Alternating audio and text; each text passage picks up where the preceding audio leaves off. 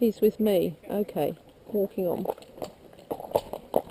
So what that shows is the horse with me, or is he not with me? When he turns round, is he going to try and neigh and rush after the other horse? Or is he going to carry on walking? Yes, his walk's got a little marchy.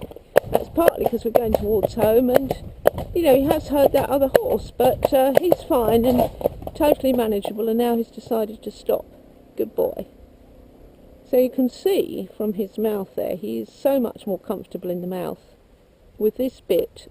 But it's not just the bit that's made him comfortable, it's the way I've been using it with him. Right, and whoa. Whoa. Oh yeah, whichever way you like, thank you. Right, okay, you can turn now. So,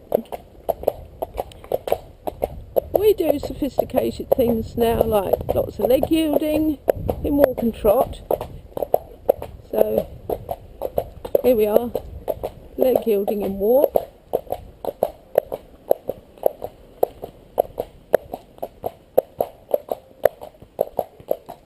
Back again.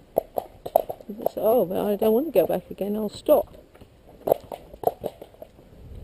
Right, I'm walking on again. And then we'll come down here. And we're going to have a little canter. And canter. Straight to it. And whoa, whoa, whoa. And he more or less worries himself now. Good boy. And walking on. He's feeling the thing today, aren't you? You are feeling the thing. Yes, you're feeling the thing. He says, oh, I feel full of go. Full of go. Yes, I'm going to come round here again. Good boy. Right. And canter. And now he's leaning on the other leg. And he's carrying himself. And whoa, whoa, whoa. Good boy. And walking on. And come round here. Round here. Yes, good boy. Now we're just going to trot. Just trot. Good boy. And I say just trot, and then he knows it's not C-A-N-T-R. Good boy. So, he had no canter, so I worked at the trot with straightness and forwardness of the right kind, not the running away kind, overactive kind. Oh dear. Have I still got the camera? I think so. And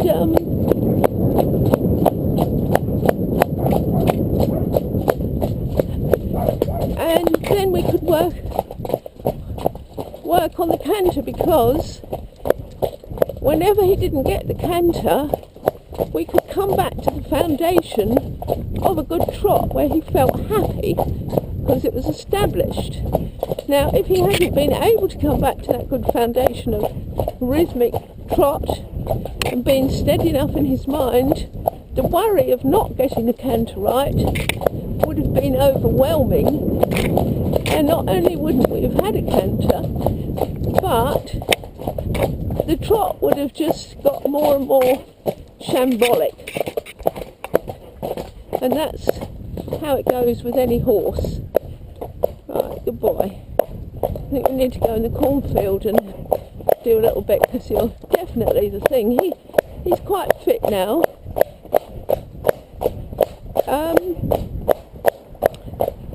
So in getting the canter for horses like him, the secret, let's go past these bags, the secret is not to go too fast for canter for too long. So as soon as you have it, within a couple of strides, you're asking them to come back. And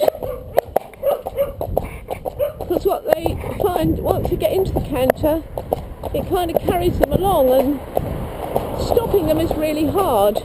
And if you let them continue, all you're doing is, well, you're encouraging them to stay on that forehand. And when they're on that forehand, they'll find canter difficult, because to actually canter, they can do it two ways. They can lift the forehand and kind of spring into it, or they can do it three ways. They can run into it, build up momentum and get it that way. They can kind of lift up in front and get into canter that way, which isn't really correct, certainly not classical. Or you can do it, shall we say, a better way, that's actually a truer way for them with their bodies, biomechanics, and work on the trot, so that when you ask for the canter, they've got some hope of understanding how to engage that hind leg, because it is the hind leg that is the first limb that needs to get working in the canter. So if he's going to take the left lead in canter, he will bring up his right hind as the first limb to move. So he won't use it to power the trot forward as he would have done. He will use it to engage the next gait. And if he's going to canter right, then his left hind will come up. And so with horses that struggle to get a particular lead, it's often not the leading leg that's the problem. It's the problem in the engine. There's a problem with the near hind, and so you're not going to get the right lead, or it's a lack of straightness. Lack of straightness can preclude you from getting the canter lead you want, because all the weight isn't evenly distributed.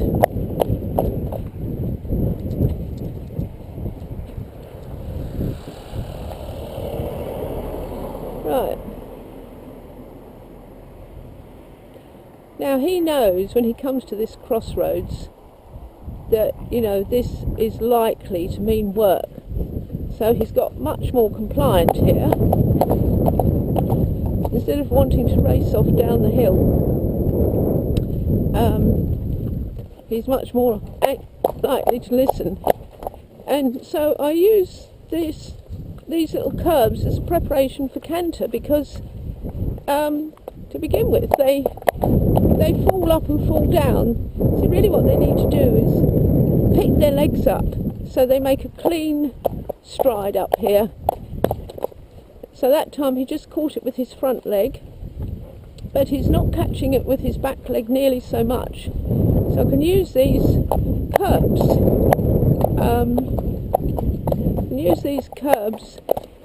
To get more activity with the hind leg. So I'll just do this a couple more times. Oh no, it is coming, it's going over there. So if we trot from one curb to another, like over here, he has to know where each of his legs are and has to pick them up like that. So he makes a clean stride over it. Good boy. And you can actually feel him moving his back leg. Well, that helps in his canter. Helps enormously. Now I'm going to walk down this part, because we've spent quite a lot of time walking down here, because he likes to think he can rush off. Now you just walk steadily, because if you don't, you know what we're going to do. What do? Well, we turn round. He says, oh no, but I did walk steadily. We turn round on the spot and we trot back up here. And he says, oh, I just want to stop. And then we come around again, and I'll say to him, he knows this word, and steady. And steady. Steady. Steady. Good boy. Very good. Very good. So he thinks it takes him 3 times as long to get home when he's not steady as when he is steady.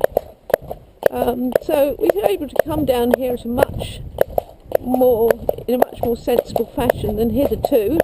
beforehand, and he's not in a muck sweat. He's feeling very much the thing, and he's all business, aren't you? He said, but usually you're talking to me, and now you're talking to some piece of machinery. Technology